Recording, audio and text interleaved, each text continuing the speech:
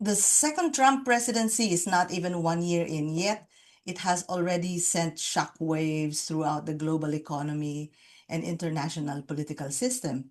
So, breaking from the pretenses and doubling down on the core logic of neoliberalism that has dominated American economic and foreign policy making, the Trump presidency unleashes and wages its tariff wars against semi-colonies and other imperialist countries alike.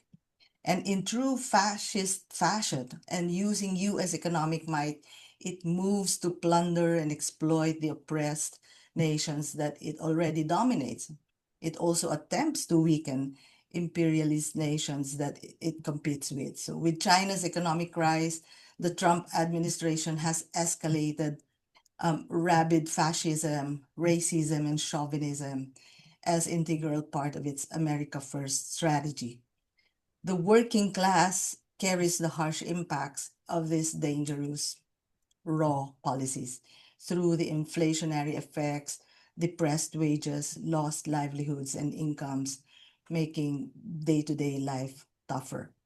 Businesses, on the other hand, in industries such as technology, for instance, facing the unfavorable costs, are becoming increasingly integrated into the military-industrial complex, which is, we can see this with the recent developments in corporations such as Intel.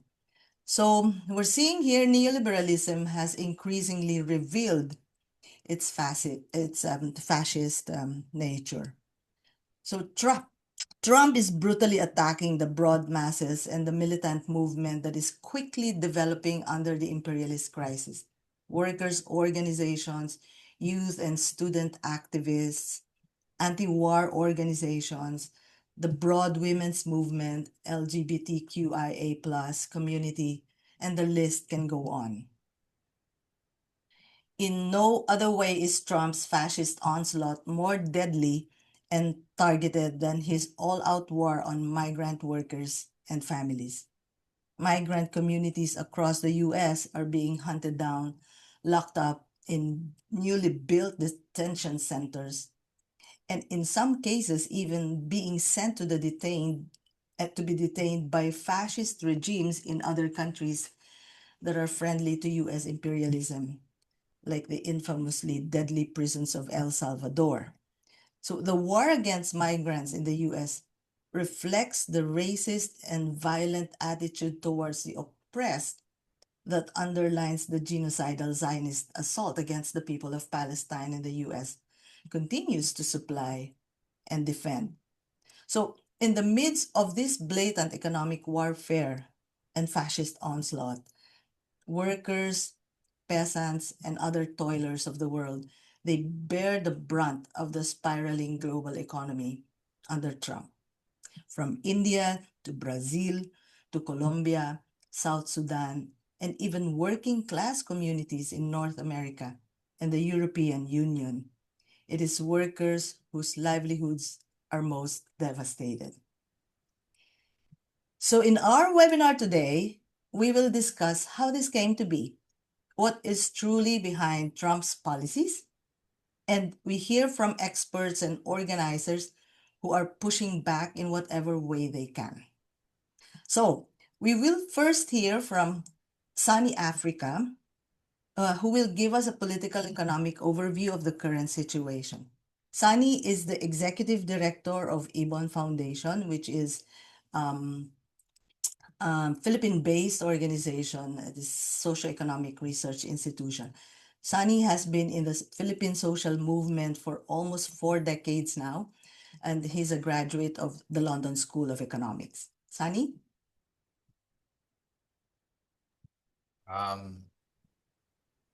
Hello, everyone. Thank you, Rosby, for making me sound old. Uh, how's audio? Is audio okay? Hello. Yes. Okay. Um, I'm trying to figure out how to share my screen.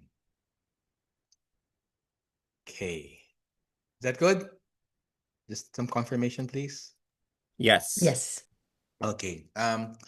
Thank you, everyone. I'm going to try to give a bit of context on the on the topic at hand.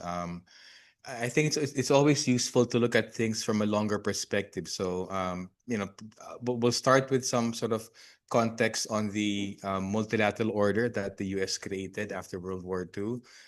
Look at some shifts in the global economy and the global geopolitical situation, especially since the 1991, since the 1980s.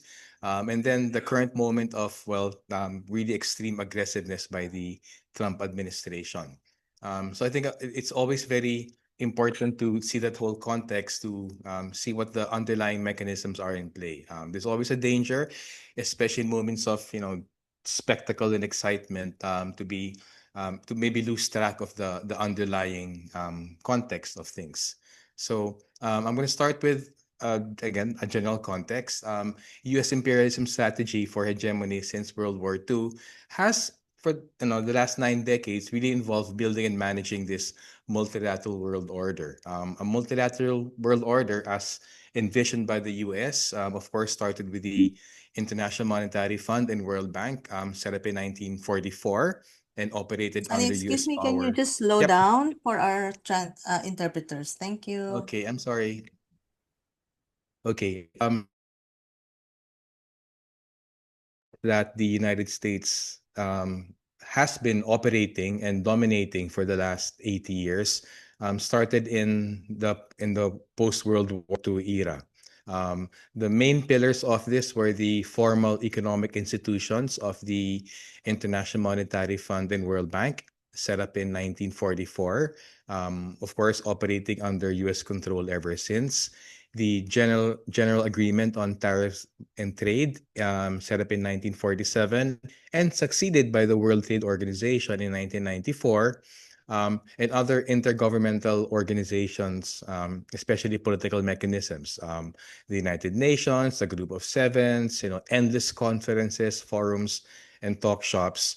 Of course, these economic and political mechanisms were, at the end of the day, underpinned by U.S. military power. So, of course, maybe always useful to remember also that the U.S. imperialist hegemony, although it has been quite strong and dominant since the post-World War II era, there was a very long time that they were facing significant challenges from a very powerful socialist camp after World War II until around the mid 1970s. Of course, that sort of duopolar world between mainly the US and Russia, and then with the Sino-Soviet split in the 1960s, where China became more independent as some kind of third pole and center of socialist revolution. That lasted for very many decades. And the first major shift happened with the collapse of the Soviet Union in 1991.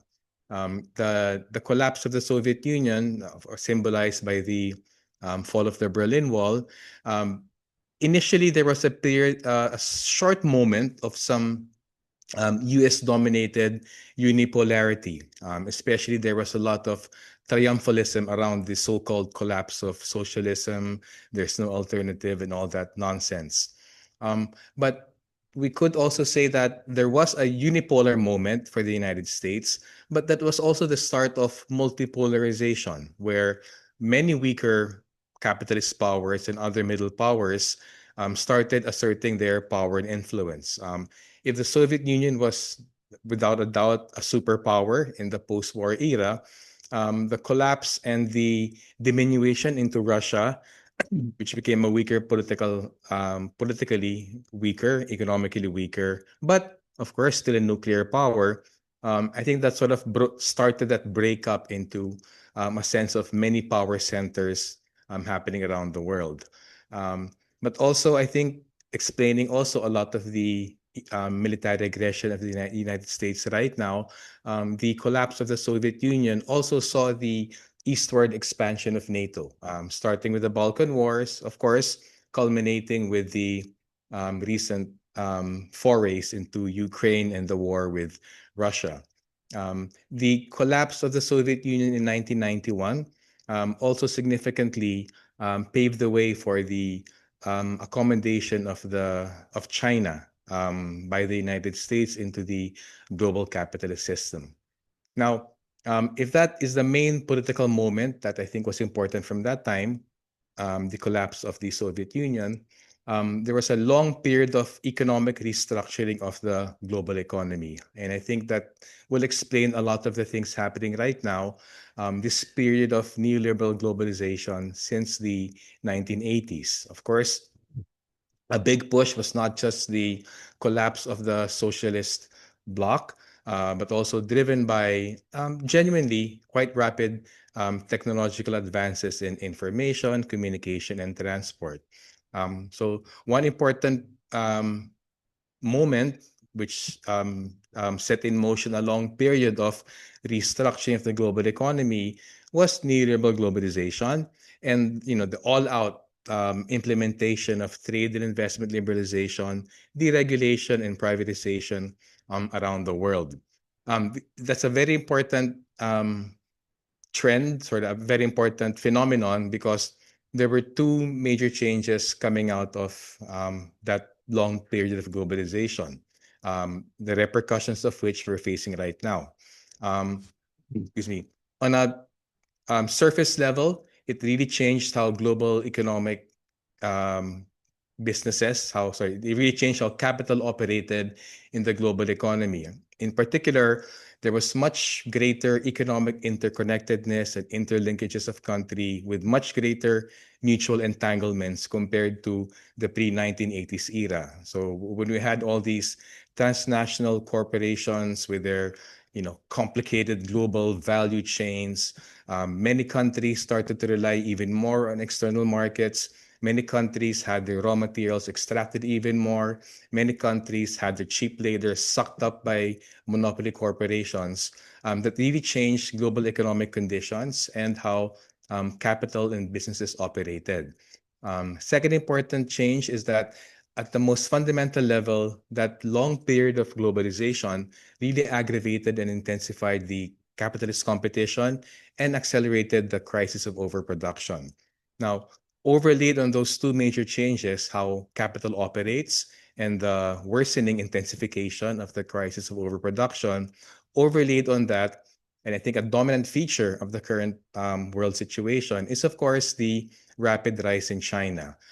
We can go into a discussion of how basically the US, out of its own self-interest, looking for China's markets, looking for China's cheap labor, and looking for investment opportunities in China. Washington at the very start accommodated China and supported its entry into the World Trade Organization. On one hand, the US calculation was this would put China under the domination of US monopoly capital. On the other hand, China seized opportunities from that accommodation into the global capitalist system, into the World Trade Organization, to really build its economic strength and build its global presence and reach. So, in a way, you could say it was a miscalculation by the United States, with opportunities seized by China. Um, by the mid 2000s, the world became bipolar economically. Bipolar meaning between the US and China, with the US maintaining its share of the global economy, but China really eating up into the share of the other countries of the G7, especially Japan, Europe, and Canada. At the same time, there was a economic bipolarity, but also this was a start of political multipolarity. On one hand, of course, you had the US-centered G7 group of seven. You had the China-centered BRICS countries, Brazil, Russia, India, China, and South Africa. But you also had a wide range of, well, the popular term now is middle powers who are becoming more um, economically and politically aggressive. So I'm sorry to have gone on for long about that, but that's quite important because this really set the context and impulse for the US since the 2010s to really go on a modified strategy to consolidate and strengthen its imperialist hegemony. So I might have to go a bit faster, but I hope that sort of was useful. The main element of the shift in US imperialist strategy was really marked by the Asia pivot in 2001, when Secretary Clinton called the 21st century America's Pacific century. That marked a dramatic shift in US diplomatic, economic, and military focus from Europe and the Middle East towards the Asia Pacific. Well, later they started calling it the Indo-Pacific. So the main element of this was to contain the economic and military growth of China. So if this started in the Obama administration, it became even more sharply focused during the first Trump presidency. And what we're seeing right now is really a dramatic intensification of that pivot to Asia, and that aggression against China started 15 years ago. In the Philippines, and I think in many other countries, this is quite clearly seen in the rush to expand the number of US military bases, deploy US troops, stockpile weapons, conduct nonstop war exercises, and really mount provocations against China. I want to sort of draw on call out, point out two particular drivers of this shift in the United States' strategy. The first is the general weakening of the United States dominance, especially measured against the rapid rise of China. So, I mean, the US has been on strategic decline since the early 1990s from overconsumption and military spending. So, the two main aspects of that could be said to be one, the much diminished domestic industrial base of the United States, where a lot of US manufacturing went abroad, including to China, leading to the second point. If the United States, if the domestic industrial base of the United States was eroded, on the other hand, China's grew by leaps and bounds, including in very advanced and especially digital technologies. So maybe a bit of the irony here is that the profit seeking of corporations of the US like Apple, Microsoft, Dell, HP, Intel, actually their profit seeking and going into China in a lot of ways actually enabled the early growth of China's technology and industrial base. So basically, a lot of the lamentations about US losing ground to China's advanced technologies now in computing technology and artificial intelligence. Actually, the US had a big hand enabling that because of its profit seeking in the 1990s and in the 2000s. So key point there is that while the relationship was initially a bit symbiotic, mutually beneficial, US firms gained efficiency and profits, China gained technology and global integration. That initial moment of mutually beneficial relations has, of course, right now exploded into outright rivalry. Um, Second important point, so one driver of that shift is the US's relative weakening, especially compared to China. Second important shift is that the US finds sustaining this multilateral world order that it started creating in World War II. It finds it very expensive. I mean, it is expensive.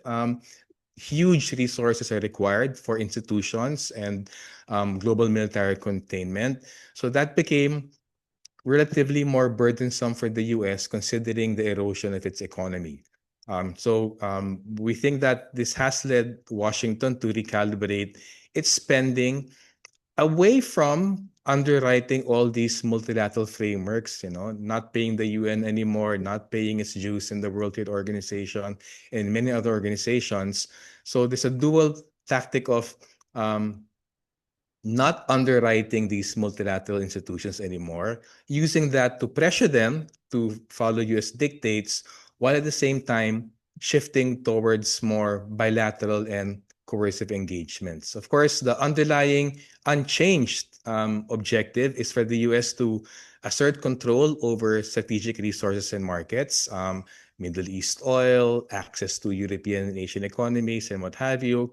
But that also was accompanied by pressuring allies right now, like the other members of NATO, Japan, Australia, and the Philippines, to raise defense spending. So I think this is sort of a subsidiary point to that shift towards more bilateral and coercive engagements.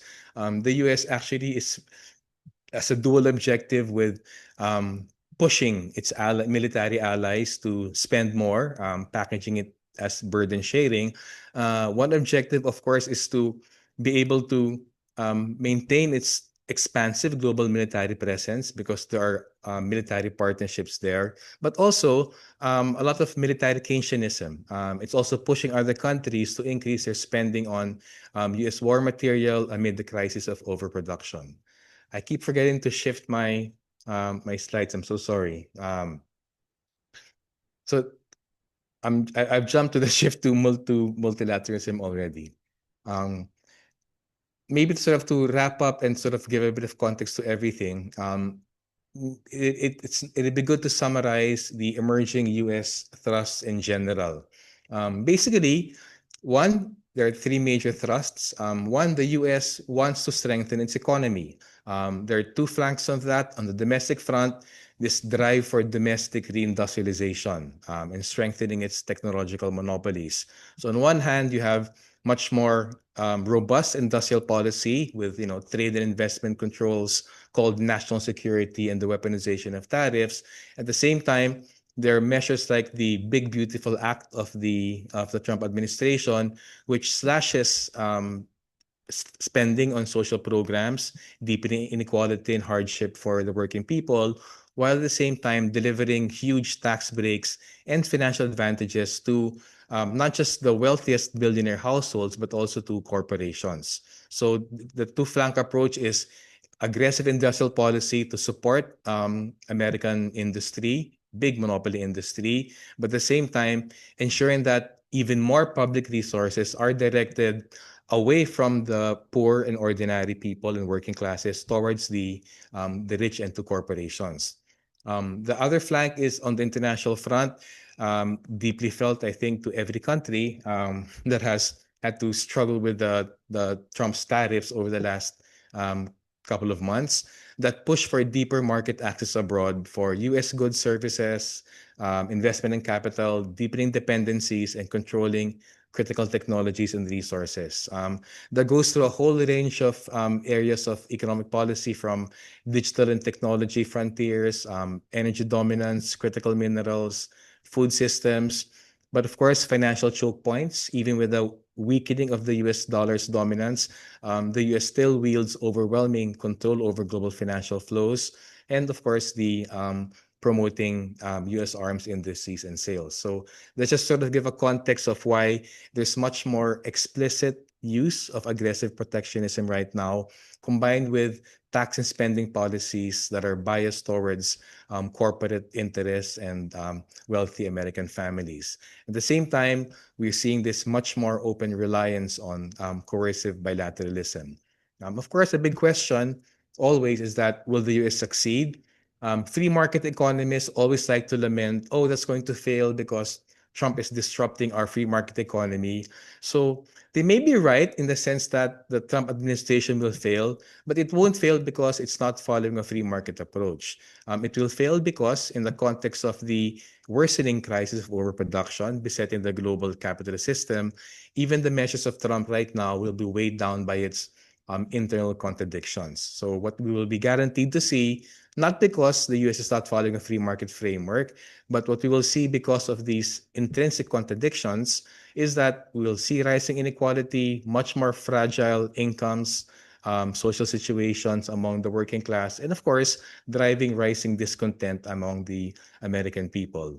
At the same time, around the world, that aggressiveness of the United States will actually impose great costs on the working classes around the world, immediately in terms of much greater extractivism and environmental destruction, but also from that general problem of economic distress from greater instability and crises in the global economy, which will disproportionately harm the world's working classes. At the same time, we cannot discount how things will become even more difficult with this rising competition from rival economic powers as they sort of create their own supply chains, carve out their own regional trading systems, and as the China is doing, pushing for non-dollar oriented financial networks. I want to close. I know I'm a bit over time, but it's so hard not to, of course, close with a little slide on Trump's Department of War.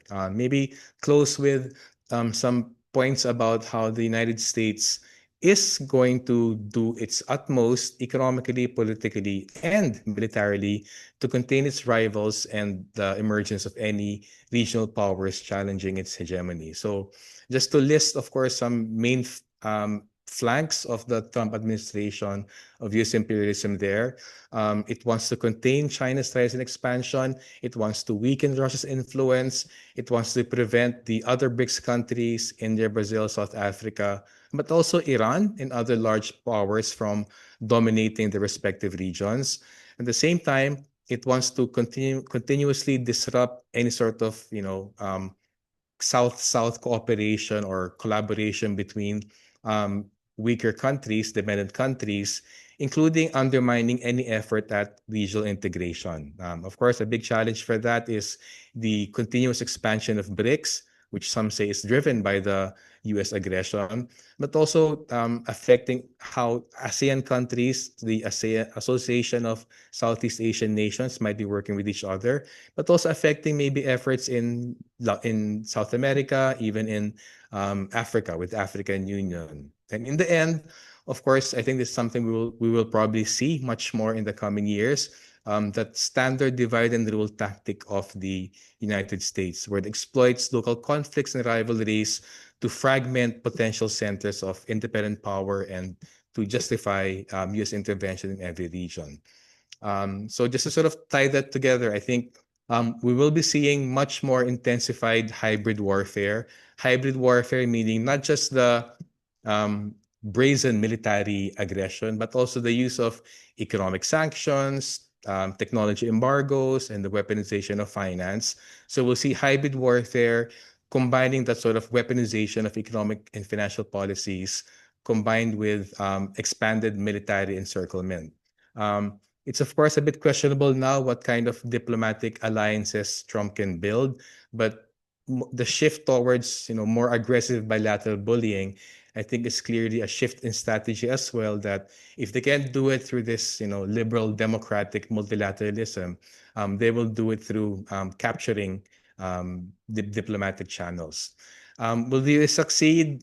We don't know. Will this more aggressive military strategy with the Department of War, which I think will include not just sort of overseas military expansion, but also I think our friends from America right now, I'm sure, can talk a lot about how that shoring up of homeland defense and militarization of the territorial United States, that aggressive military strategy, the Department of War, isn't seen just in its escalating militarization and war preparations abroad against China, but quite strongly seen in a sort of a increase in fascist efforts, even in the United States. So I'm super over time, but I think the underlying big question for all of us now, as we address all the small aspects of the literally wide-ranging, dramatic, spectacular changes in US policy, intensifying trends started 10, 20 years ago. Of course, our biggest question is, what scale, where, and when will all these rising contradictions, especially inter-imperialist contradictions, lead to? So I'll close with the question because I don't know the answer. Thank you.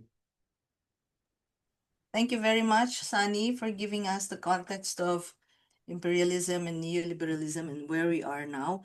And also for giving our participants, some points to ponder on later. You can access or put your questions in the QA box in your chat box.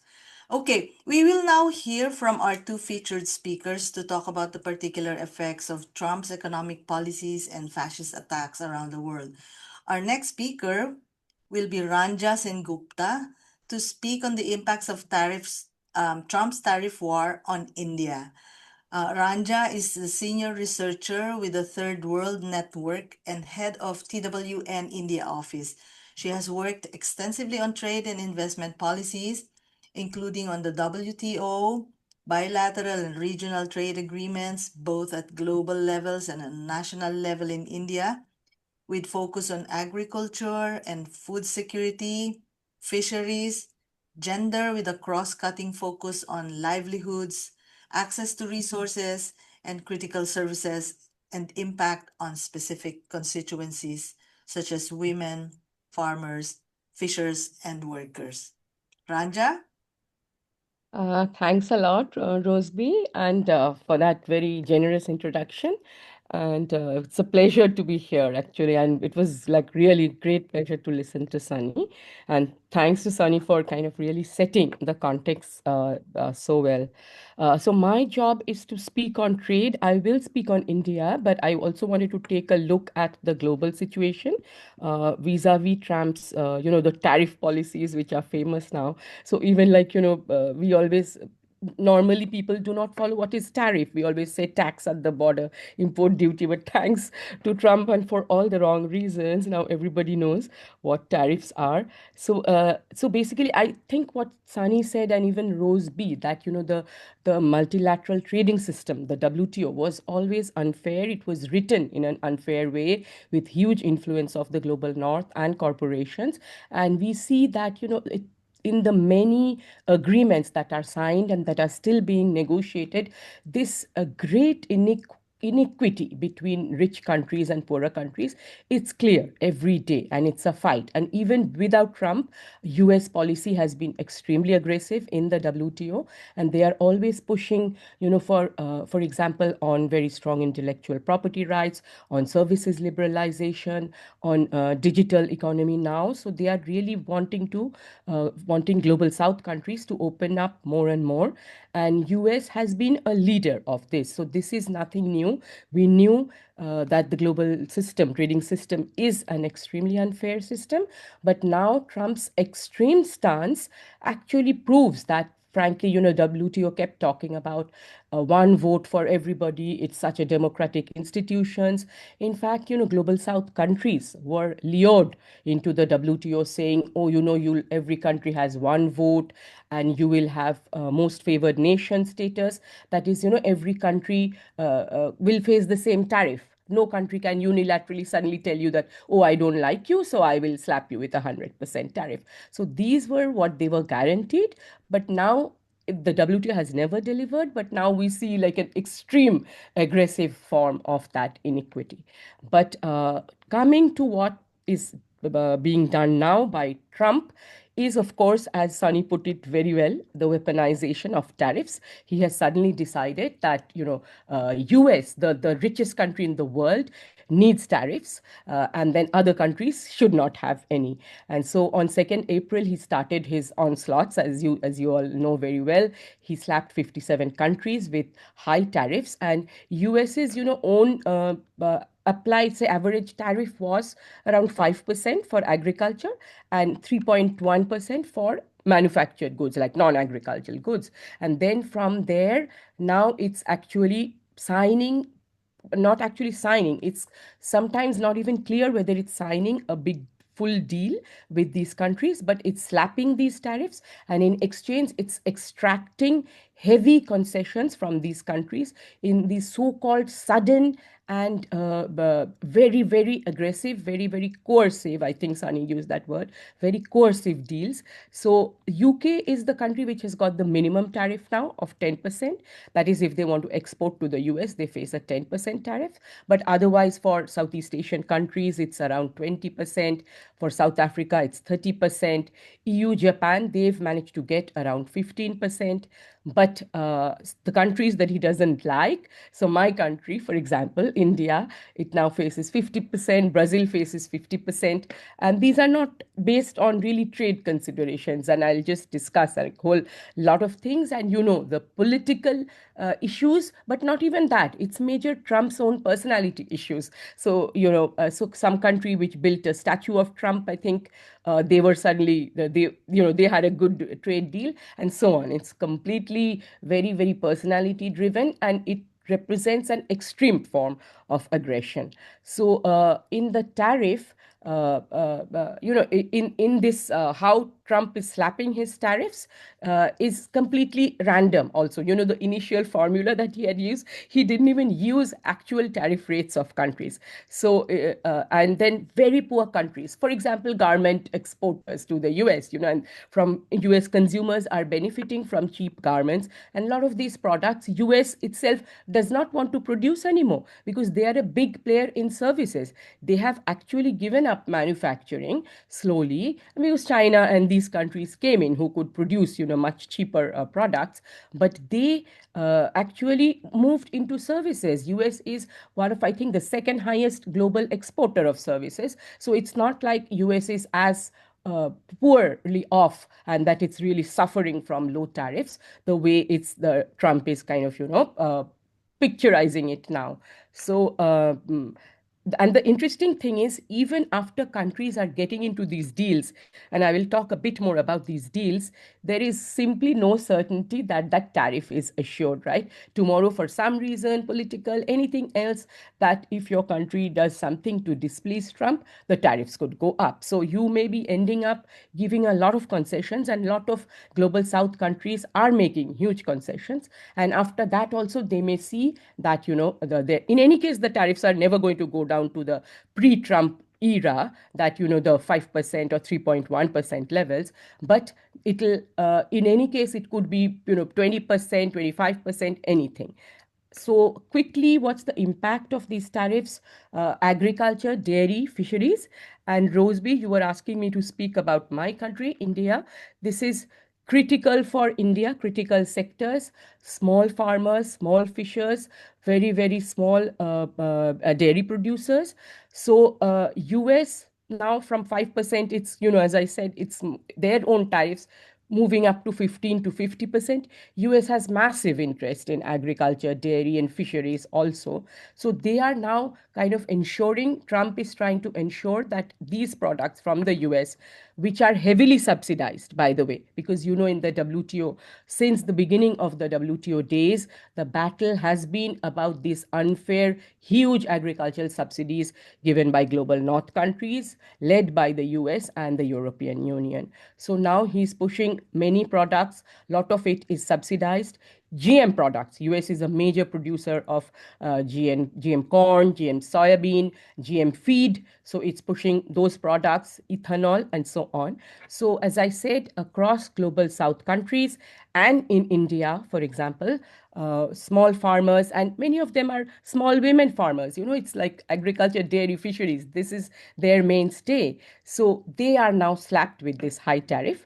And the interesting thing is, it's not only that, US has 20%, so you keep 20%, or US has zero, you give zero. It's not that. Partners give zero, and US keeps its 15 to 50% tariff. So it's like a double whammy. So it's not just it's not like a normal trade deal at all. It's all in favor of the US and completely against the partner. And as I said, that the US has massive subsidies. For example, US agricultural subsidies are around $13,000 per farmer, compared to, I'll give the comparison of my country. It's $236 in India per farmer.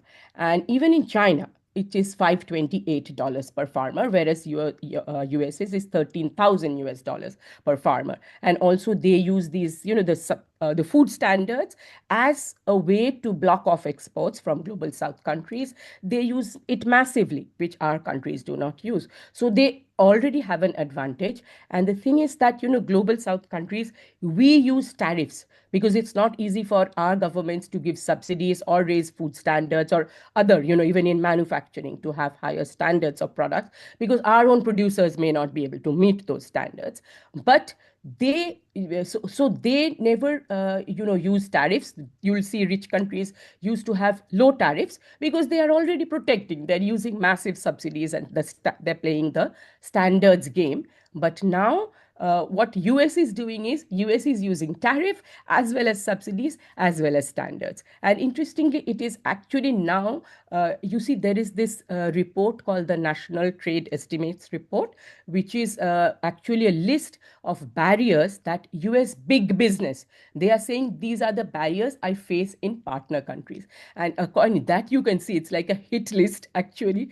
In every country, they have marked out a whole host of not only trade policies but also domestic policies which they see as barriers. So they have massive subsidies themselves, but now they are marking, they are saying, oh, these countries are using agricultural subsidies. My country is one, India, because India has a big food program and it gives subsidies to farmers. This has been a big battle in the WTO, and they are marking it out. So the US could actually be asking countries to lower tariffs, lower subsidies, all at the same time. And what it is also doing is this paying the standards game. It's telling these countries that you cannot impose, for example, they have these border certification measures. Like if any product comes into any country, they can want a certification of quality or whatever. So we have, India, for example, has certificates on dairy products because we want to use, dairy products which are from animals not fed by animals, like so-called vegetarian dairy products. So US is asking, no country, India cannot have certification requirements like that, but everyone, all countries have to recognize US standards. They must sell and meet US standards, but US products, when they come into your country, they don't have to meet any of these requirements at all. For manufacturing also, it is huge because what Trump apparently wants to do is move manufacturing back to the US. But frankly, can it? I mean, whether it's efficient for the US to actually produce. And it's true, US workers have seen job losses because manufacturing has moved out. But there are many other factors that determine this, right? The cheap labor and other costs of production. So it's not easy just with tariffs that you will actually force businesses to move back to the US, but it's definitely going to hit US consumers. And I think Mick will probably speak about this, and I'll be very interested to hear what's happening within the US and what US consumers and producers are feeling. And the US, this manufacturing, it has even targeted very poor countries, least developed countries. It's targeting critical minerals, as Sonny said, that actually, of course, US and other developed countries have been eyeing critical minerals in global south countries for a long time. So he is pushing for that. So, and as I said, it's everywhere. It's the double whammy. I'll call it the double whammy method that, US keeps all its tools, subsidies, tariffs, standards, everything. And then, but others are expected to remove everything. And then, it's also different products. It's also, US is telling you that you have to buy Boeing. You have to buy, LNG and oil from the US. You have to buy helicopters, nuclear reactors, things that countries are now having to commit to the US that I will buy. So not only that, like a normal flow of goods with whatever tariffs, but that, yes, you have to buy this much value of this product. So these kind of questions are coming in. But I think what I wanted to really highlight is that everybody thinks that it's only a tariff game, that it's only you give up tariffs and the US, now is increasing its tariffs. So we will face challenges, of course, when exporting to the US, but you will also have to lower your own tariffs. But actually, what has to be very clearly understood is that the US demands go way beyond tariffs. We're seeing what they're asking some of our countries to agree to. So it's actually policy space. So it's things like TRIPS plus intellectual property rights. The TRIPS agreement of the WTO already controls technology. It asks countries to give patents on, say, medicines, which has made medicines, vaccines, medical devices very expensive worldwide. But now they want to make that longer, that the patent protection, like evergreening. So they are asking for all kinds of things in TRIPS. On intellectual property rights, they want us to liberalize government procurement. Government procurement is government purchases and contracts, for goods and services. And in our countries, these are pretty huge, like 12 to 20% of GDP. So when our governments buy, they often buy from small businesses, MSMEs. They may buy from marginalized constituencies like women, or from, like backward religious minorities. They may buy from village enterprises. These are development tools. But the US is, and in the free trade agreements, already developed countries ask for it. EU, US are like key leaders of demanding that our government purchase market should be opened up. US is pushing with this. Digital, that they want massive concessions in digital. No digital corporations of the US should be taxed. And our data is our key resource. They want that data should flow freely to the US, and therefore we will not be able to pursue our own digital industrialization policy. And then foreign direct investment, they want free flow for US investors. But interestingly, US is also demanding investment. You will see that EU, Japan, apparently all these countries are now promising billions of dollars in investment. But the weird thing is they are asking even developing countries to promise investment in the US, which is absolutely bizarre. And I think the migration issue, I mean, we've seen massive attack on migrants in the US, like unprecedented. And this, even in the trade, you will see that, like whatever concessions that one used to get through the trade policies, there's now massive pushback. And of course, the political ground, right? Like US doesn't like India buying Ranja, can oil you from please Russia. slow Okay, down? Our okay, interpreters, yeah. and also recap. So okay, yeah. Sorry, Rosby. I'll slow down. So one big issue is the political grounds that Trump is actually putting as major reasons. He's justifying his tariffs on the basis of political grounds. So if you're importing oil from Venezuela or Russia, or those, even in the early days, countries that were not taking back migrants, and US was saying, I'll slap tariff on you, Trump was saying, right? So they were forced to take back migrants. And then it will solve India-Pakistan situation. And South Africa was punished for its land appropriation law. India is being punished for, of course, buying oil from Russia and so on. So it's in Brazil, because it kind of followed, processes against Bolsonaro, who is Trump's friend. So all kinds of issues are thrown in, and these tariffs are justified. So think we are seeing a bizarre situation where anything and everything is on the table. But what is worrying is countries are rushing, really rushing to sign these deals, and they are accepting any terms. I think, tariff, for example, I mean, I hear a lot that, oh, why should tariffs be there? It is true, US had such low tariff, and why do developing countries have such high tariff? As I said, that we cannot use other trade tools.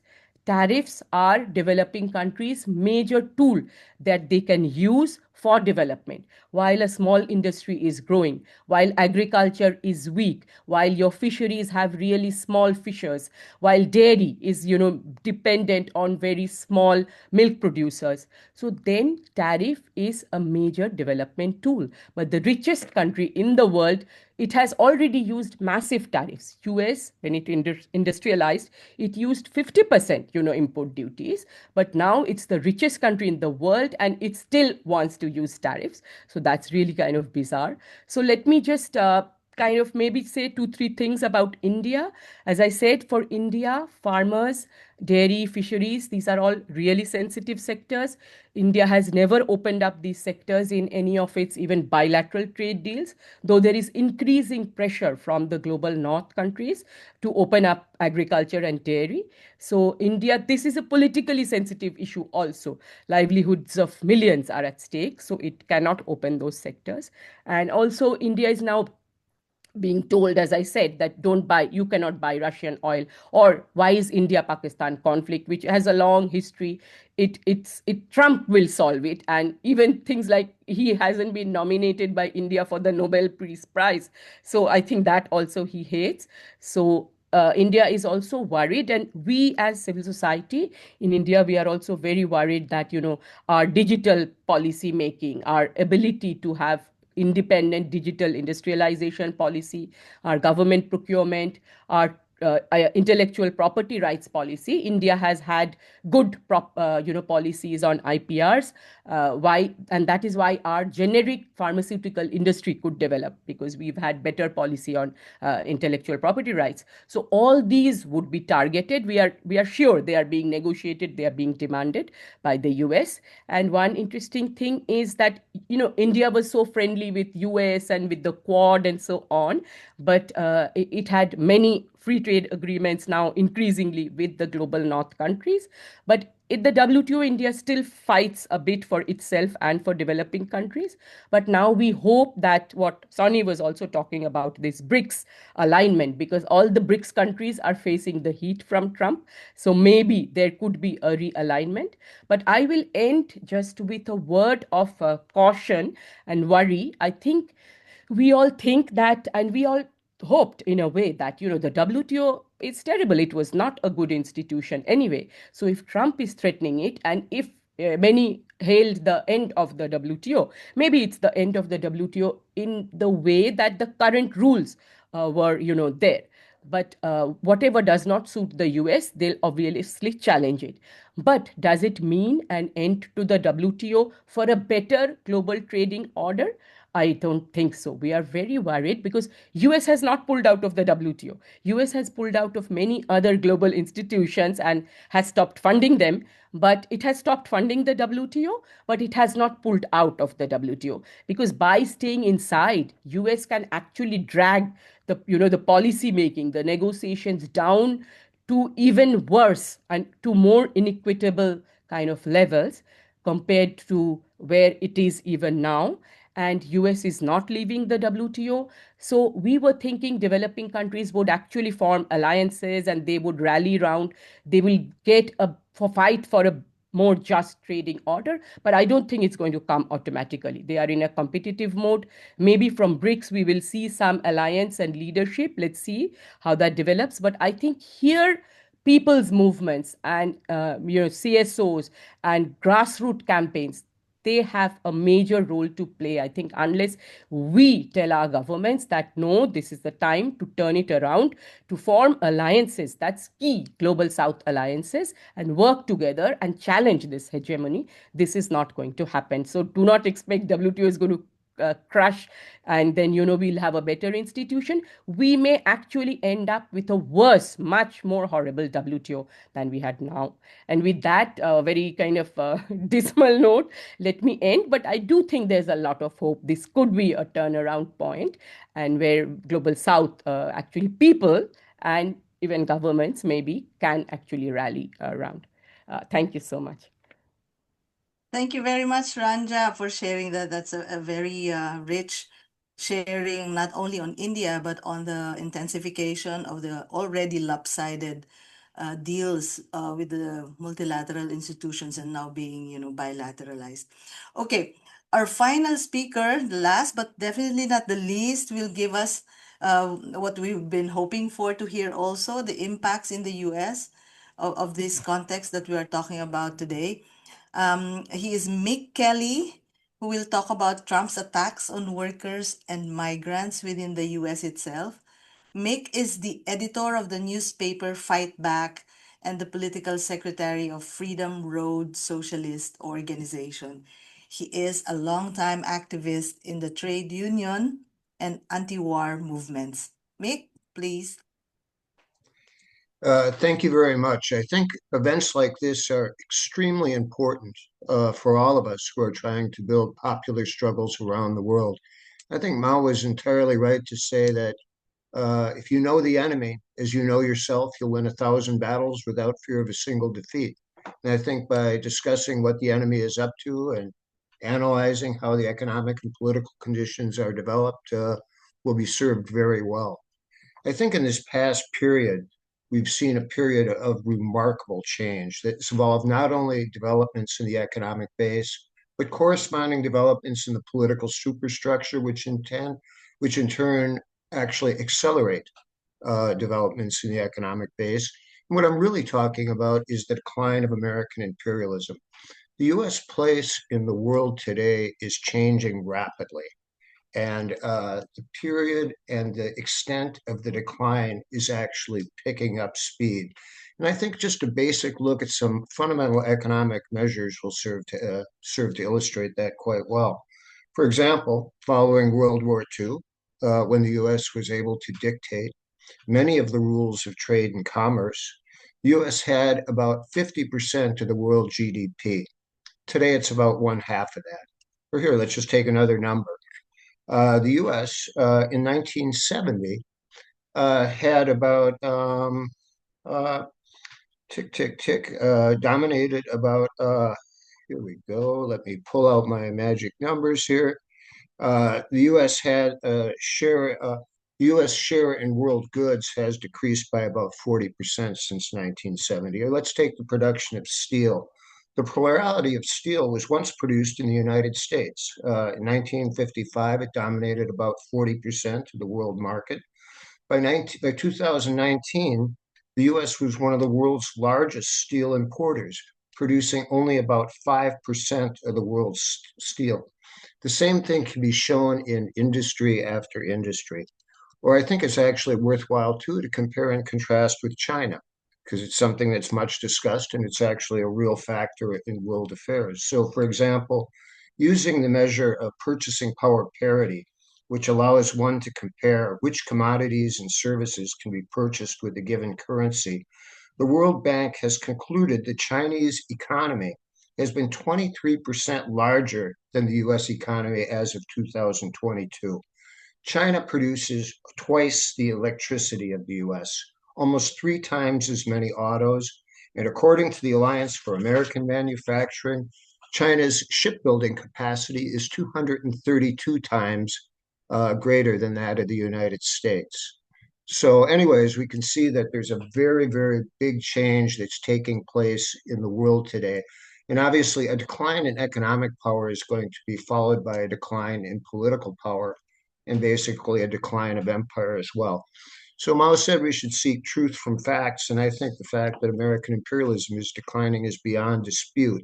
And I think kind of looking at the whole period from the 80 years of from World War II to today, we can actually see some very important and distinct periods of Americans' imperialism's both rise and decline.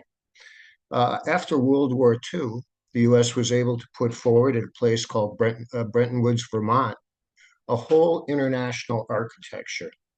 Included the General Agreement on Tariffs and Trades, predates that a little bit, World Bank, IMF, and pretty importantly, the U.S. currency was convertible into gold when other countries asked for it. In 1971, that came to an end. President Nixon, who'd been battered by the national liberation movements, the progress of the socialist camp, the rise of other capitalist powers, decided to take the United States off the gold standard, thus really kind of pulling one of the big periods of, pillars of the Bretton Woods arrangements out. And we kind of see the beginning of the process of the decline of U.S. imperialism begin to really step up and accelerate since 1971. And so I think there's kind of 2 periods to that. One is the decline, but the decline was an interesting one. I think Sonny referred to it because it also included the construction of other and new multilateral institutions. For example, the World Trade Organization. I think there's probably at least some of you on this call who were old enough to remember the militancy we took up in the streets opposing the WTO in places like Seattle, Washington in 1999. Now we've arrived actually at another point. We've been in this period for about 10 years when, due to the weakness of American imperialism, what we see is a retreat from basically these multilateral institutions.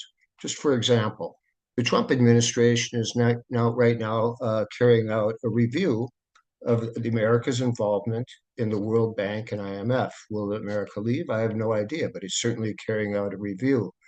Since 2019, the World Trade Organization hasn't really been functional. The U.S. quit appointing judges to the dispute adjudication mechanism.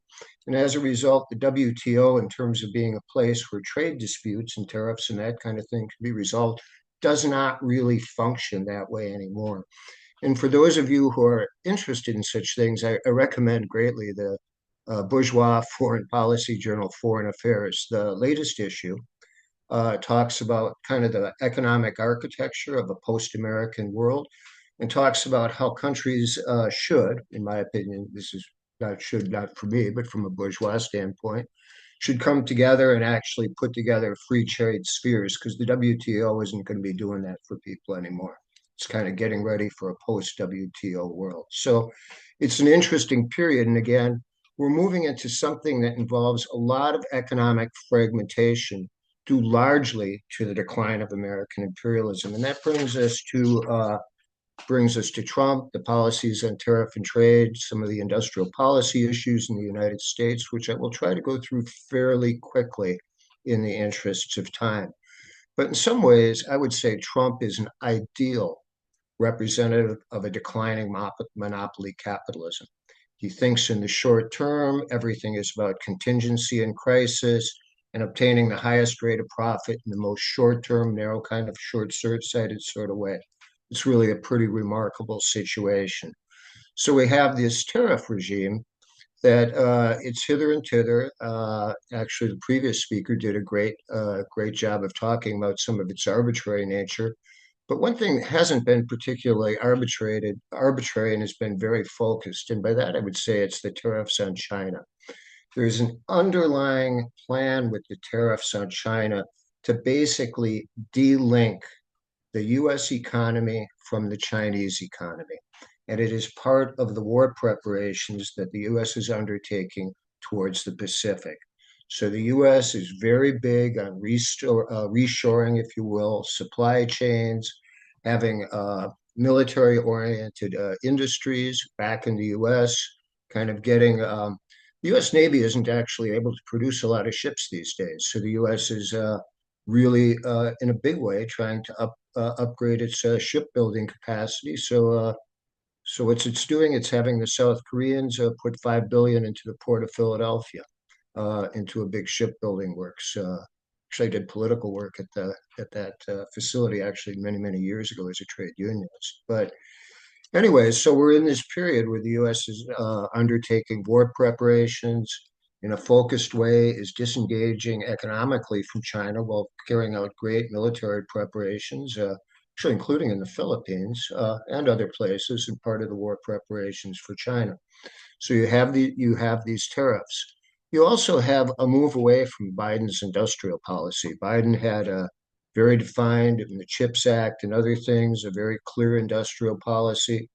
Trump's is actually more using market forces to basically cause a certain amount of reshoring and again, to defend supply chains.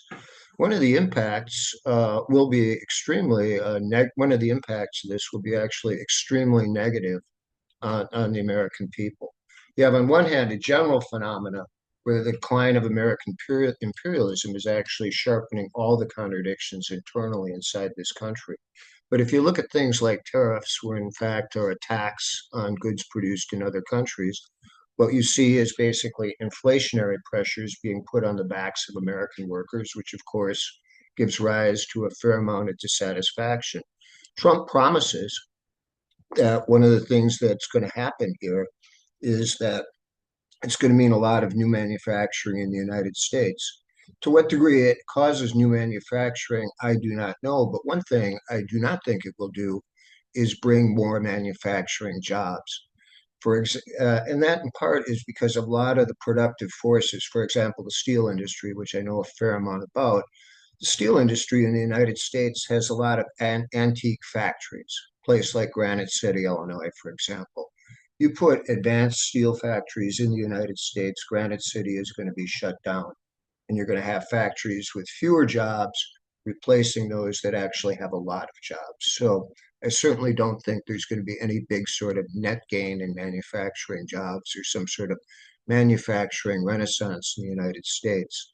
I think instead what we'll see is actually an impoverishment of the American working class And in a period of economic downturn, which is certainly possible, there'll be a major one in the upcoming period, things like tariffs will have the tendency to greatly accentuate any sort of generalized capitalist crisis of overproduction. And a great example of that was the 1930s, where tariffs were actually a major factor in prolonging the Great Crisis. So, anyways, I think by way of wrapping up, and in a general sort of way, I think that the context of the decline of American imperialism, the instability of Trump's policies, and the real attacks that are being carried out actually creates favorable conditions in the United States for those of us who want to build struggle. Already, we've seen huge battles in places like Los Angeles around the question of immigration. I think it's very possible to see great battles around the question of immigration and troops tomorrow in Chicago. But I think the sharpening of these contradictions in the United States actually opens up a bright prospect for change in this country, and I'm quite optimistic. Thank you.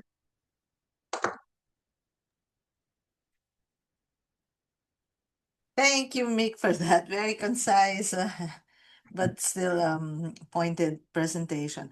Okay, now I think we can open the floor to the question and answer portion. Again, if you will not do this live, you can also put your questions in the Q&A box, which I will try to open now. Okay. I have two questions in the Q&A. You can also put in your questions who among the speakers you would like to answer the question, but since there's none, maybe we can just allow the three speakers to respond to these questions. The first one is that what is the role of small producers, that'll be workers, farmers, fishers, in fighting back against this economic aggression in their countries? Okay, anyone can just speak up and just, turn on your microphone and your camera. Thank you. Okay, I'll Yes, start Sandy. it off. Is that okay? All right. I think, yeah. I want to sort of pick up from something Mick said that I think was important. When he spoke about um, smaller, weaker countries needing sort of come together in the context of global protectionism.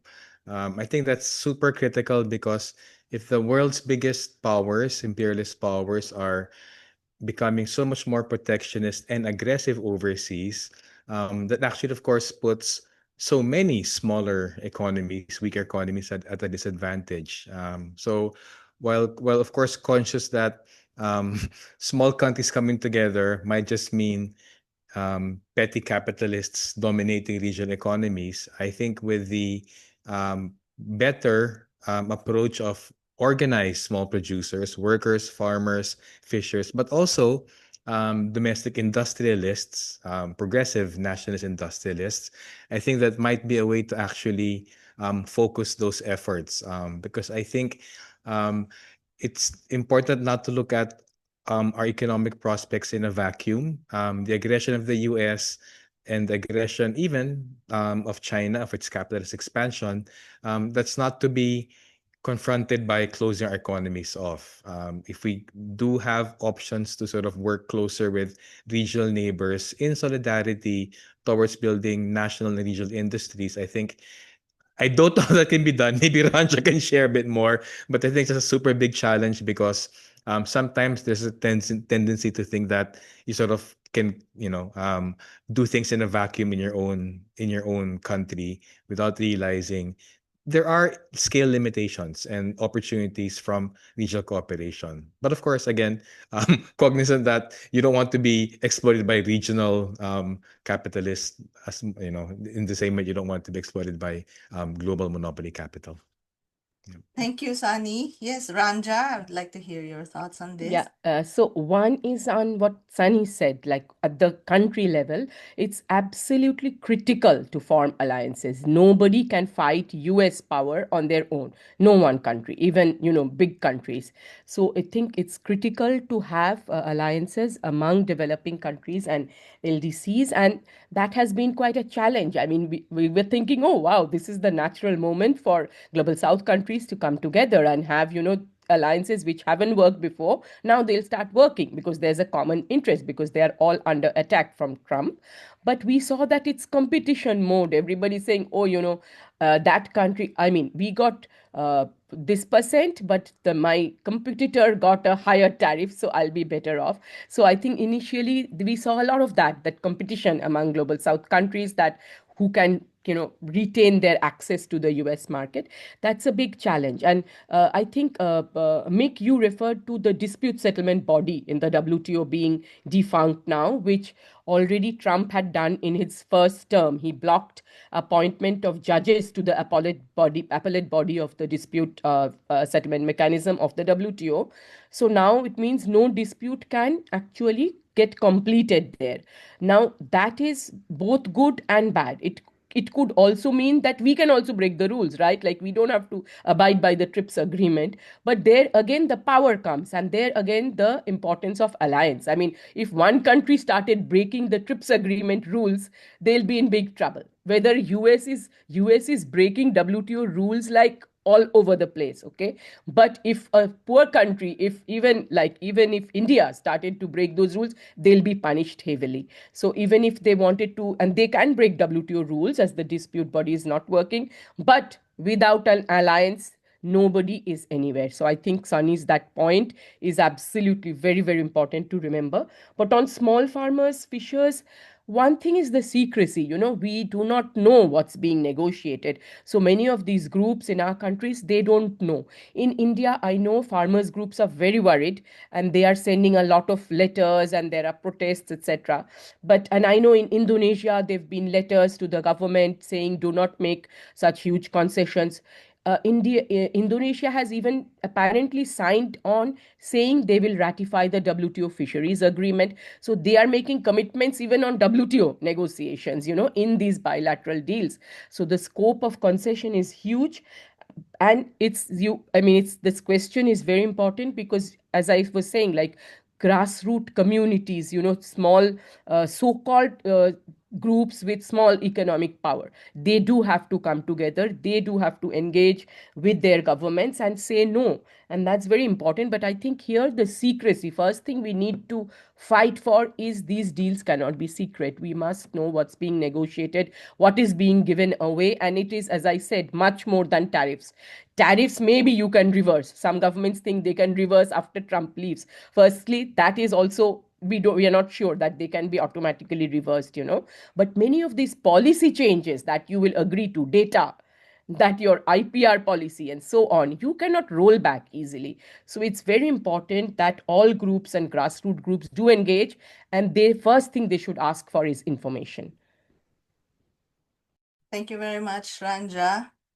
Mick, any addition to that?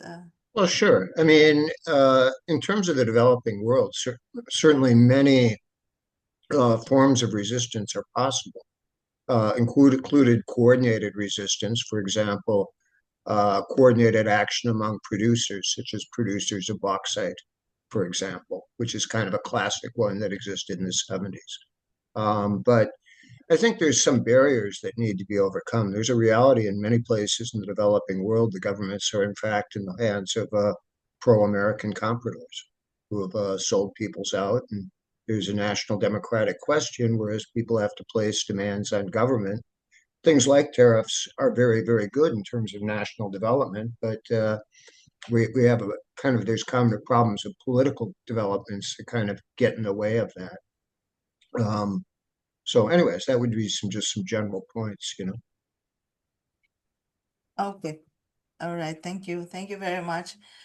Um, yeah, it's actually a tricky question, because I was thinking in terms of the grassroots response, but You gave really realistic, comprehensive alliance building and other maybe ways of tackling the lack of transparency and the rules that we did not make anyway, but they imposed on us.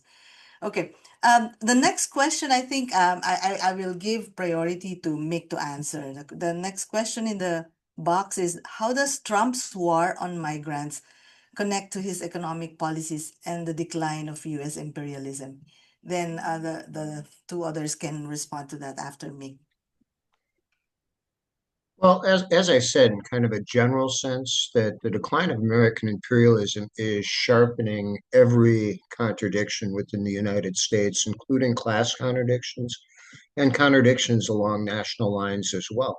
And part of the Trump program has been actually one of extreme national chauvinism, white chauvinism in particular. And that you have actually a war being waged on immigrants across the United States. And actually, in this past period, for the first time in actually quite a few years, at least a decade, the number of immigrants in the United States has actually declined. So, in the United States, then we have an important task of pushing back against this. And I think there's actually been some very outstanding examples of resistance. For example, most recently in Los Angeles, where it was actually a hardcore pushback.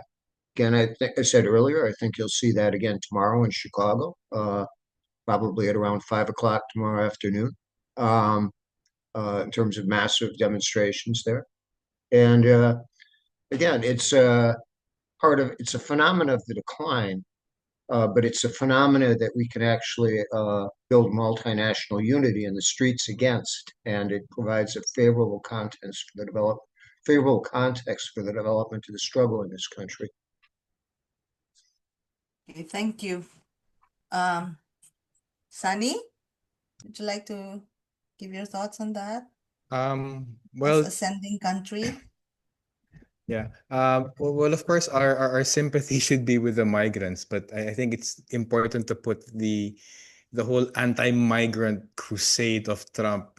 This is ultimately part of its U.S. imperialism's extractive and very coercive and authoritarian response to the decline of the U.S. I mean, of course, they're criminalizing migrant labor as part of super exploiting migrant labor, and I think it's useful to put that in the context of it's an authoritarian mechanism to really discipline the entire working class. Of course, the criminalization is towards manufacturing that kind of consent for that sort of crackdown, but ultimately, it aims to exploit workers, divide and rule workers to depress wages, weaken labor power, increasing the authoritarian mechanisms to actually make work more precarious, not just for migrants, but I think also for other American workers. So I think that whole um, anti-migration drive, I mean, of course, the face of it is it's so fascistic.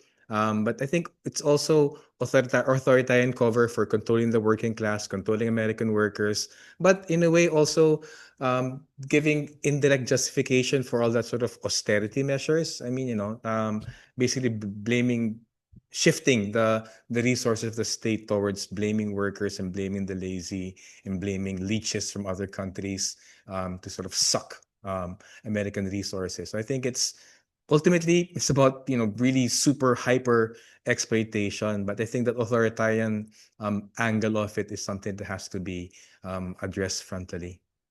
And of course, speaking as one of the biggest sources of migrant labor for the U.S., I mean, in the end, it's also externalizing a lot of the cost of the U.S. crisis to the Philippines and other southern countries, because to the extent that you send migrants back, to the extent that you're cutting back on their wages, cutting back on their benefits, cutting back on the remittances they send back, that is a way of actually passing on an additional burden to the global exploited classes.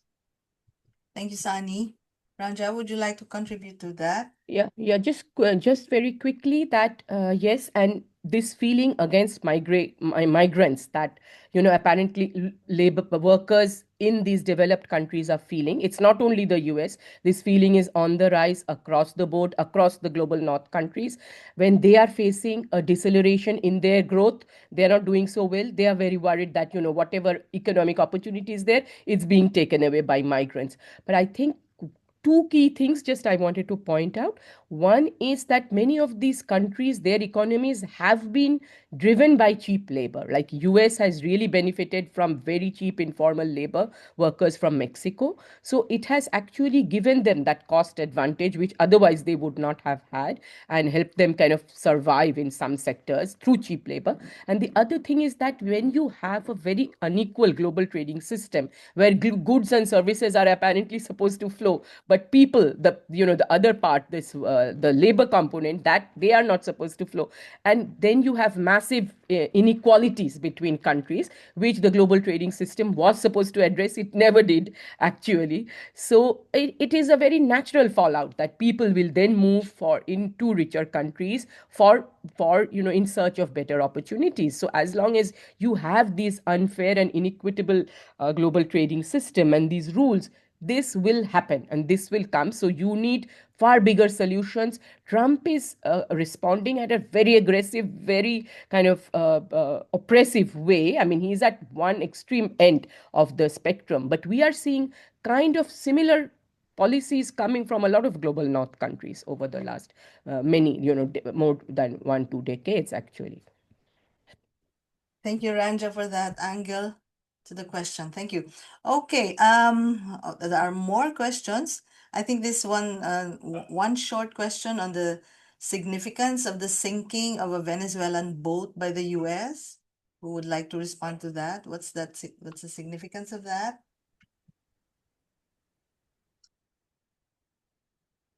Okay, we parked the question.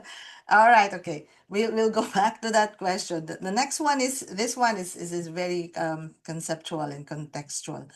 Any thoughts on the similarities and differences between US economic relations with other countries on the one hand and China's economic relations with other countries on the other hand? So I think it's a comparison of their relationships to other countries. Who would like to start? Um, Okay. I'll, I'll like a get default. everyone, I'll get the ball rolling. All right. I think both are huge capitalist powers, and I think by their behavior, they are definitely both quite very imperialist in their effect. They survive, they expand, they prosper by securing access to resources, to some degree disciplining or influencing, depending who you are, the weaker countries, and of course, ultimately extracting their surpluses. Having said that, they have that same core dynamic of capital working abroad, but the means are, of course, very different, and the optics are very different. Also, because they're coming from very different global positions. The U.S., long-standing imperialist power, global aggressive hegemon for so long, but as Mick said, declining right now and relying on harder forms of power. On the other hand, China, not there yet, but rapidly ascending, and their chosen approach relying more on softer forms of power. I mean, for now, definitely not yet military, but they're building that up domestically, even if not as expansive as the US. But although they differ in the way that looks, the fundamentals I think are the same. The US is, of course, very stark in being so militarized, so coercive, and so finance led. But China, because of where they're coming from, they're kind of a bit nicer in a way. They want to induce people to go into their extractive scheme by Belt and Road Initiative and a lot of sort of friendly infrastructure projects.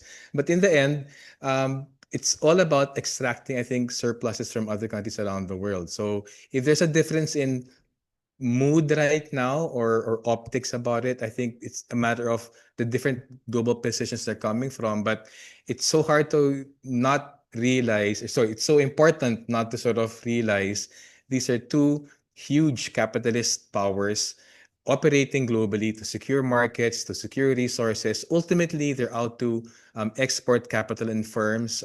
Ultimately, power relations of our countries will be very asymmetrical compared to them. So it'd be nice to sort of get that sort of developmental approach, for instance, that China likes to promote. But if they're even having a hard time domestically, sort of containing the sort of expansion of capital domestically with the huge inequalities and some very, I mean, there's that hype about the hundreds of millions being lifted from poverty, but again, that is there, that may be qualified by the poverty line being made, but ultimately, in 10 years, 20 years time, I think if our political economy is solid, then we hold on to how capital operates. Even China, I think, despite its um, projections right now, maybe succumbing to those same kind of capitalist, exploitative, extractive, coercive impulses. Okay, thank you, Sunny. Anyone else? Mick, would you like to add to that? Sure, on a little bit of a different different aspect, although it certainly is interesting in a world where, for example, the U.S. has withdrawn from the Trans-Pacific Partnership. Again, another example of American participation in fragmentation. China is doing the opposite, and it's kind of an interesting phenomenon in general. But I think no discussion of China in the Pacific can take place without noting the issue of Taiwan province, which is the great unfinished piece of business of the Chinese Revolution. And if you look at Trump's military buildup and its specifics to it, for example, the development of missiles and that kind of thing, what you see is that the U.S. is getting ready to defend the separatists in Taiwan, and to my mind, it's not a question that will be possible to put off forever. I believe it's actually kind of immediately on the agenda. Thank you for that.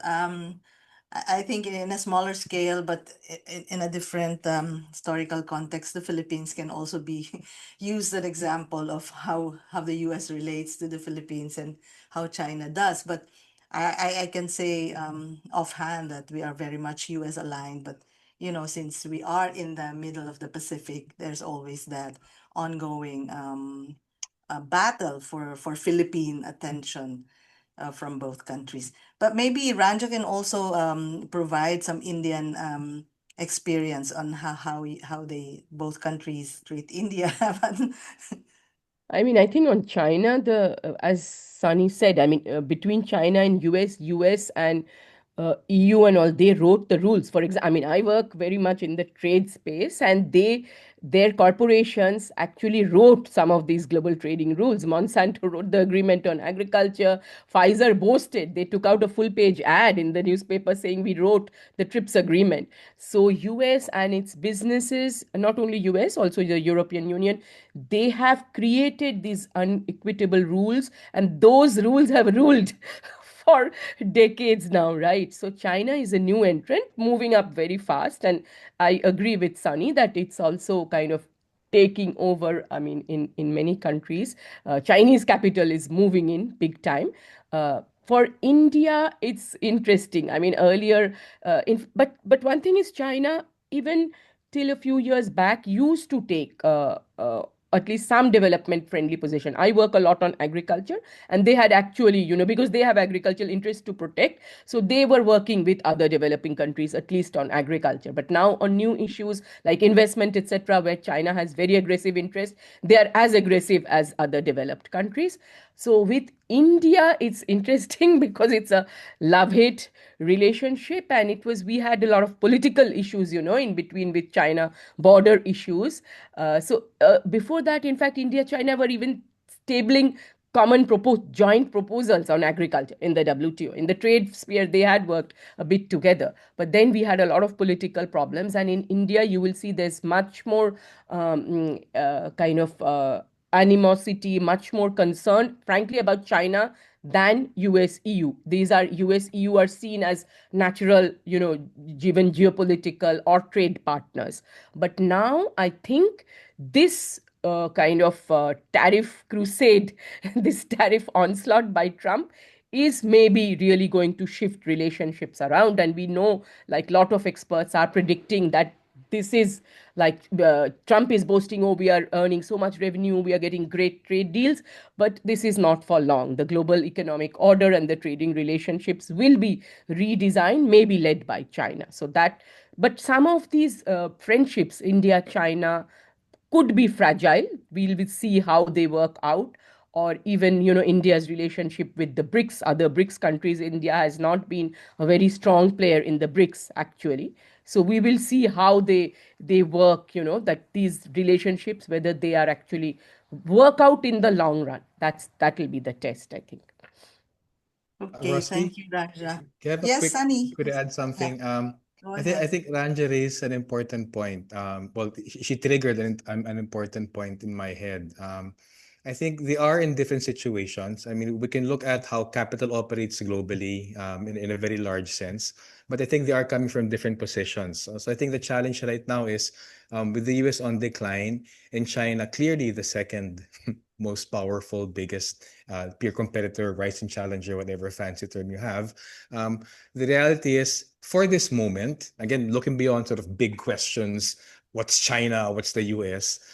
China does offer, to be fair, relatively better terms to the global south, which may be opportunities to increase its influence.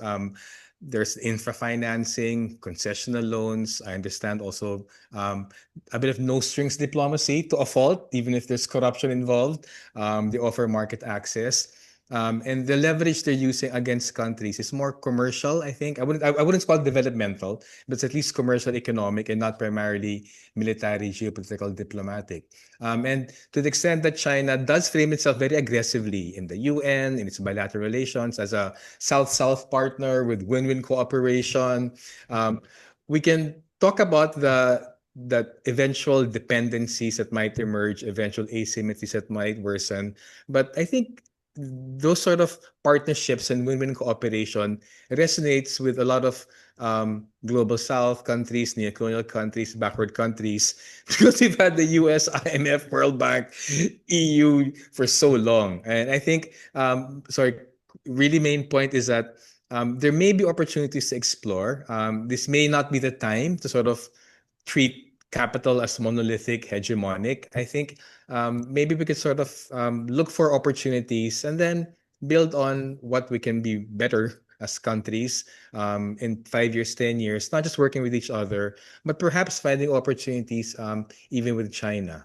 I think that might be politically difficult for a lot of countries like the Philippines, where there's a lot of tension right now in terms of economic zones. But again, maybe it's something that can be explored, especially if we're focused on really exploiting US decline, then trying to strengthen our own respective positions.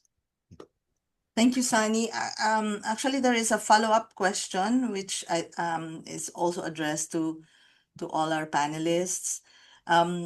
In the recent SCO summit, President Xi Jinping enthusiastically calls India-China partnership or friendship vital.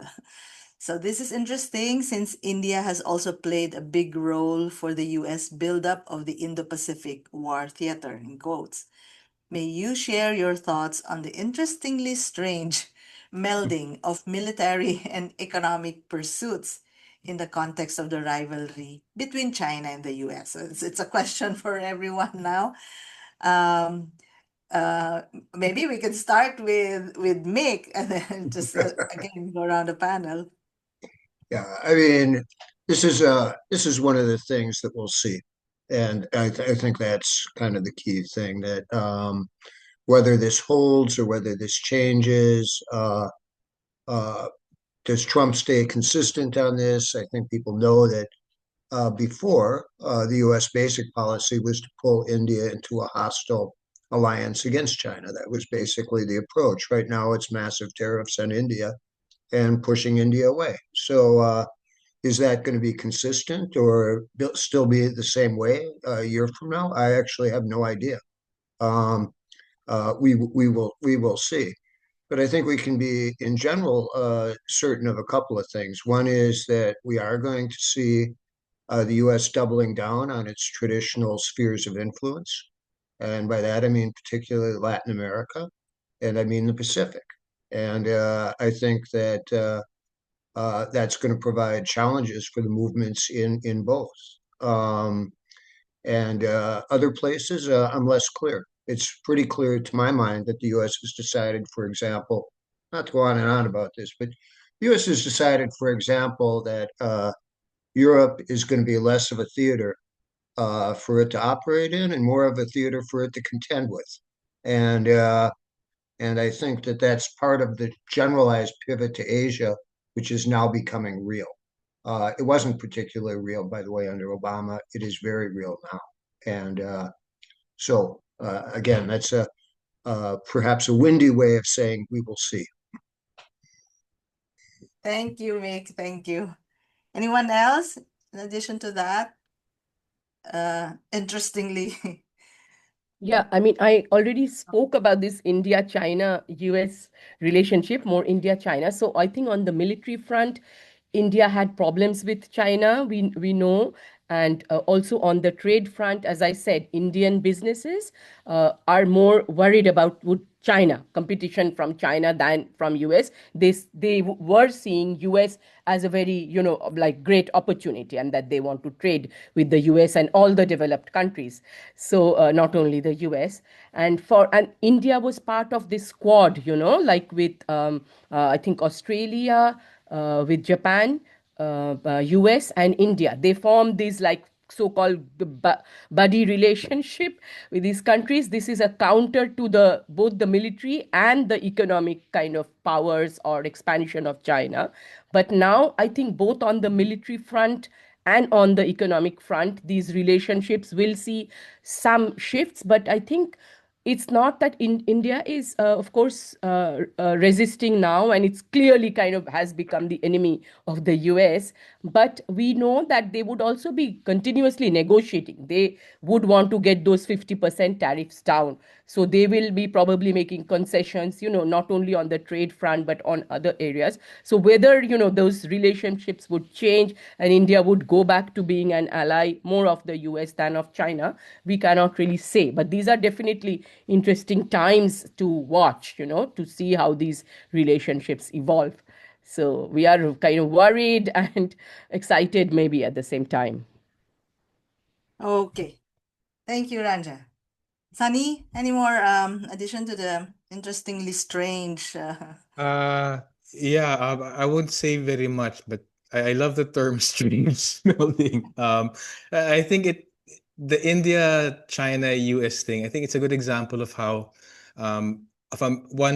just to take one example of how these entanglements have become more complicated with globalization. Basically, you're talking about military alignments, economic compulsions. Which might pull countries in different directions. So one instance, of course, is that India now is being framed as an alternative supply chain with Apple setting up in India. That's of course because the US knows that for its current purposes, cannot just sort of set up their own manufacturing facility. So they need India as an alternative supply chain hub to China. As Mick said, they're shifting away. At the same time, they of course also aware of the India-China kind of tension, they know that a military alliance with India is possible. But again, India is not actually stupid. India knows that the US will operate out of its own self-interest.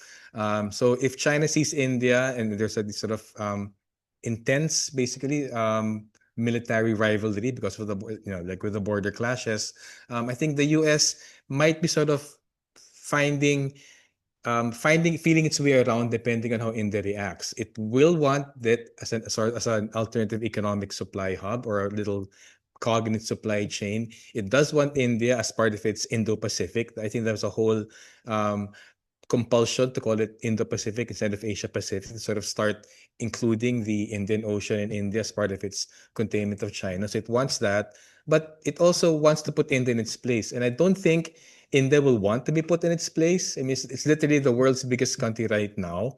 And I'm not sure if, even if there's a lot of supposed friendliness or whatever, it doesn't seem that's going to happen, especially with, like Ranja said earlier, they're willing to sort of wave around these 50% tariffs because, unilaterally, it's kind of not a country you can trust. And I think that sets the tone for how there will be that sort of push and pull between the US and India.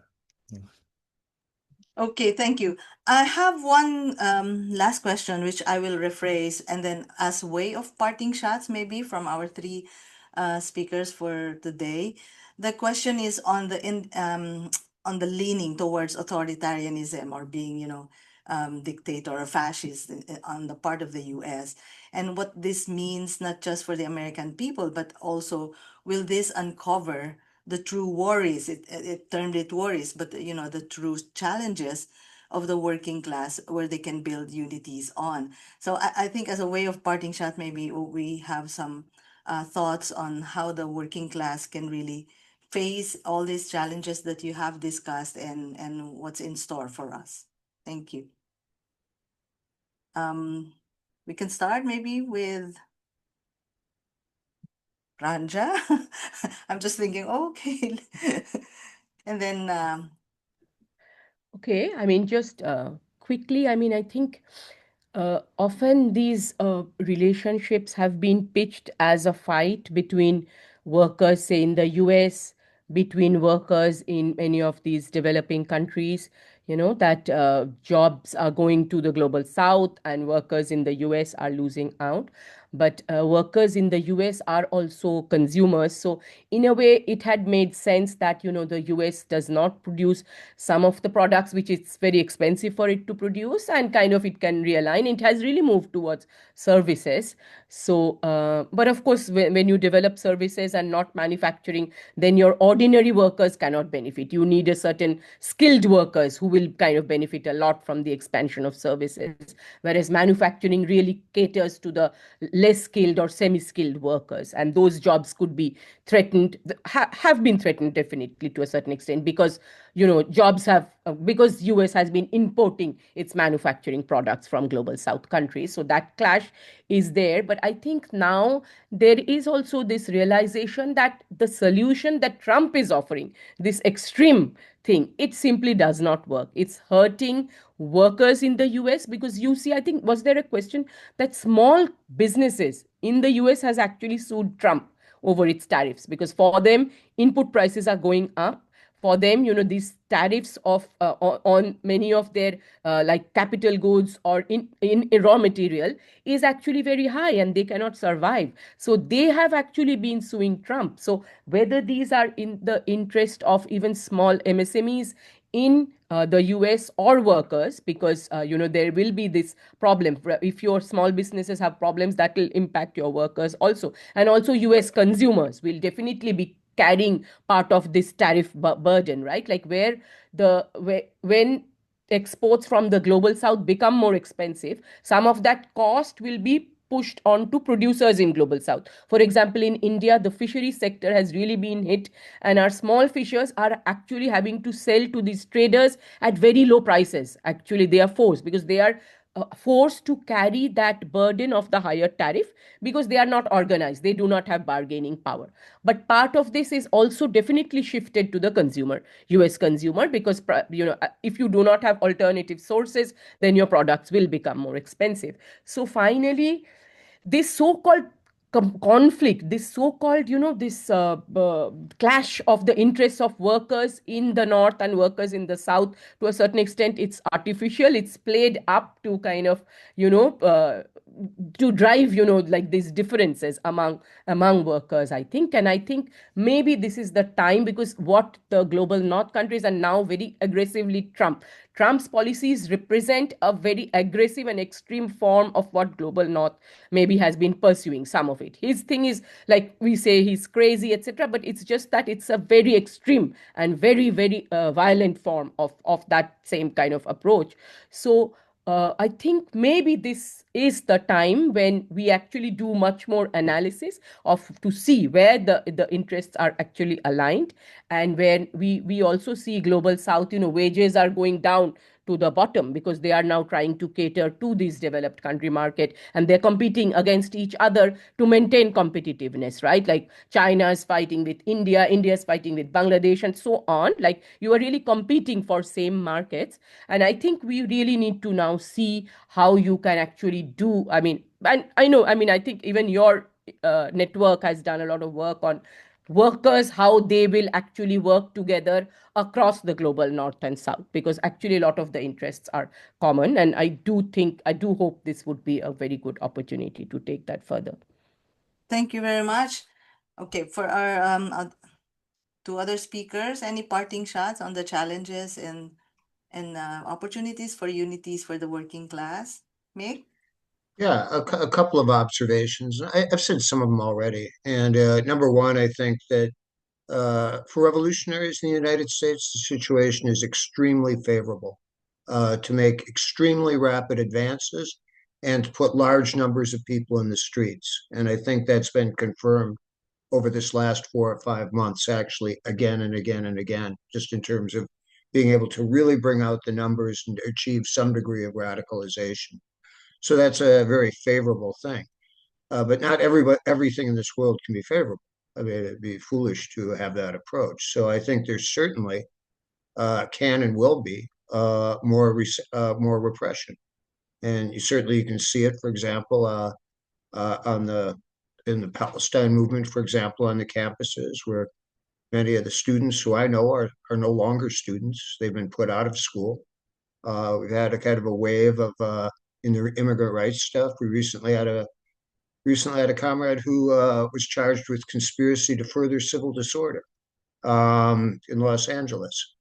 So, anyways, you see an increasing amount of repression.